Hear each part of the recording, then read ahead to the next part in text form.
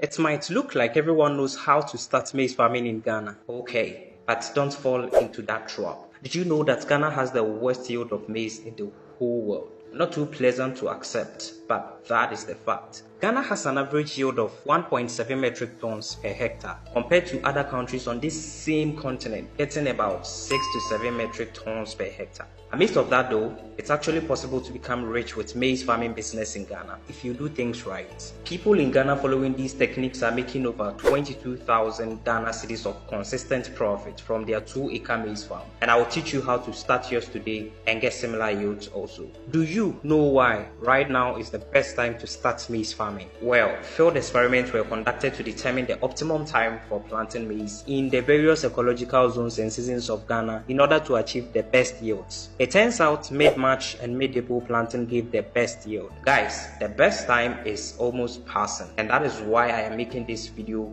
right now. In Ghana, maize is cultivated during 2 main growing seasons, from January to May and from June to late September. It is found that every September, October, and February, March, demand for maize goes extremely high, and that is when farmers can potentially make huge money out of their maize farm. This is obvious because during these periods, maize is not grown due to the climate. And at the end of this video, I will show you how to use this to your advantage and double your revenue from your maize farm. So now that you know this is the best time to start, let's go ahead and talk about the best practices on how to start your maize farm and get the most out of it, step by step. For the marketing aspect, I'll share my top 4 secrets in selling my maize with ease and get the optimum prices at the end of this video. So smash that subscribe button and let's dive in. First step in maize farming in general is to acquire the best piece of land for your maize cultivation. How large the size of land should be depends on you, but I recommend getting a large piece of land if you really mean business. However, if you only have a small piece of land, it shouldn't stop you from doing something. Preferably, get a deep, fine structured, well aerated, well-drained loamy soil type of land that are rich in organic matter. This is proven to give the highest yield from maize plantations. Okay, choosing the land isn't difficult at all. Once you have settled on the land, it's time to start preparing the land for cultivation. One mistake people keep doing in their farms is they jump straight to planting whatever they want to plant without preparing the soil first. The well-being of your crops largely depends on the conditions under which they are cultivated. Taking 1 to 2 weeks to prepare the soil before planting will go a long way to improve the yield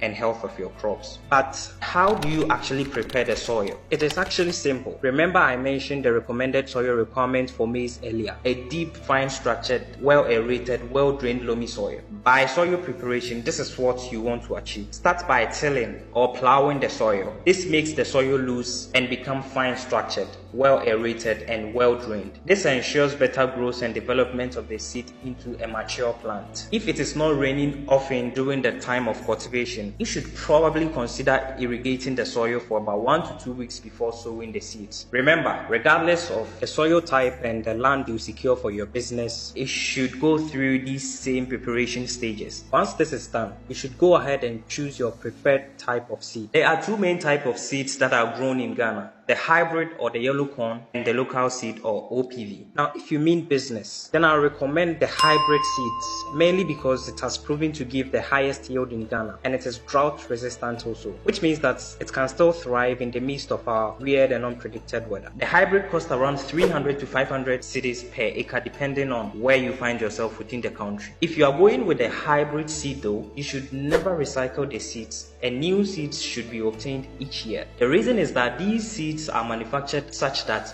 after you cultivate and harvest, you can't grow the seeds again. If you do, it's either the seeds will rot in the soil or will germinate but cannot grow well. You need to buy new seeds every year. And once your seeds are ready and your land is prepared, let's go ahead and learn how to sow the seeds in order to get the best yield. Plant your seeds at a depth of about 1.5 to 2 inches in the soil. Now, optimal density varies, but it is generally recommended to plant 18,000 to 30,000 plants per acre, depending on the specific maize variety. Maize is a warm season crop Plant seeds when the soil temperature reaches at least 50 degrees Fahrenheit for proper germination. The best temperature for germination is 75 degrees Fahrenheit or 24 degrees Celsius. Population of maize plants on a piece of land is also an important determiner of the plant health. Adequate row spacing is essential for proper air circulation and sunlight exposure. The recommended spacing is typically between 30 to 40 inches. Now let's talk about one of the most essential aspects of maize farming that you should probably know if you want to make a difference. You can't succeed in maize farming business today if you don't know about effective weed and pest control techniques. The fall armyworm is your greatest enemy in maize farming business. This pest can cause you a loss of more than 50% in your business. From studies, the estimated mean national yield loss due to fall armyworm in Ghana was over 470,000 tons in 2018,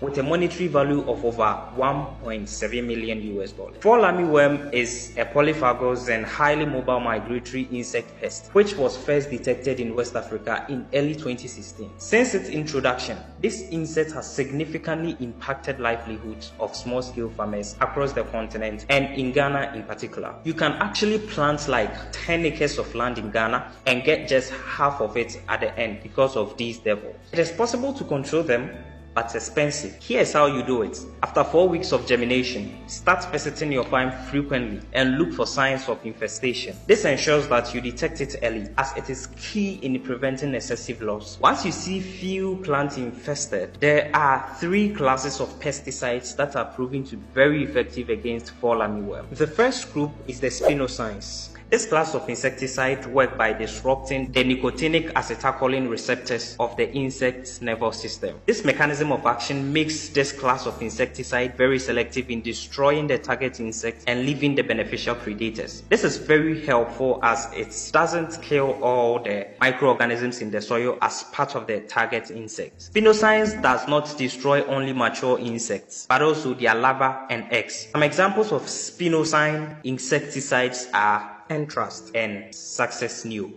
We also have the emamectin benzoate. It works by penetrating the leaf tissues and forming reservoir within treated leaves, which provide residual activity against pests that ingest the plant substance when feeding. Example of emamectin benzoate you can use to control fall armyworm are Affirm and Proclaim. The last class of insecticide I personally find effective against fall armyworm is the chlorantraniliprole group. Chlorantraniliprole binds to a specific receptor in the muscles called the ryanodine receptor. When the chemical binds to this receptor, it causes muscle cells to leak calcium. The muscles stop working normally, the insect is paralyzed and dies. Some examples of this group are Altacor and Coragen. Once you have your insecticide figured out, spray your farm at least once in 3 weeks, depending on the particular insecticide you get. This is essential because fall armyworm is very persistent and migrates so quickly from farm to farm. For instance, if you treat your farm and there is a nearby farm that is infested too, well,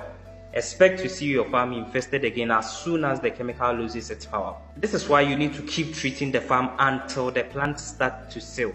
At this stage, if your farm isn't heavily infested already, the plant will be healthy until you harvest, even without additional treatments. Maize takes about 12 to 16 weeks to reach maturity, hence you may need to spray the farm at least 3 times in 3 weeks interval, depending on how persistent your farm gets infested. Note that I am unable to recommend any dosage of the chemical since I do not know what specific agrochemical you get. I advise that you use it as prescribed by the chemist at the shop you buy it. Now with weed control, if your farm can be weeded manually, it is perfect as you would not need to worry about the effect of herbicides on your farm. However, if that's not possible depending on the size of your farm, you may still have options like post-emergence herbicides. The last thing you would want to do is to sow your seeds, let it germinate and ignore it to stay in the bushes. Maize hates weeds as it suppresses its growth and health. Weeds in your farm will also bring in several pests to make sure that your hard work is ruined. So weigh your options. if labor cost for weeding will be too much in your situation. Consider using a pre-emergence herbicides on the piece of land before sowing your seeds to prevent germinated weed seedlings from becoming established. Also consider using post-emergence herbicides to control weed in your farm after they have already emerged from the soil. There are post-emergence herbicides specifically made for maize and other narrow-leaved crops, designed to target and destroy both grasses and broadleaf weeds, leaving all narrow-leaved plants healthy. Some examples of these herbicides are